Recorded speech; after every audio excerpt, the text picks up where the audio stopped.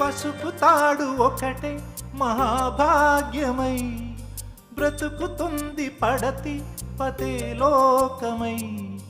మగని మంచి కోసం పడే ఆర్తిలో సతిని మించగలరా మరే ఆప్తులు. ఏ పూజ చేసినా ఏ నోము నోచినా ఏ స్వార్థము లేని త్యాగం భార్యగా రూపమే పొందగా. అపురూపమైనదమ్మ ఆడజన్మ, ఆ జన్మకు పరిపూర్ణత ఇల్లాలమ్మా.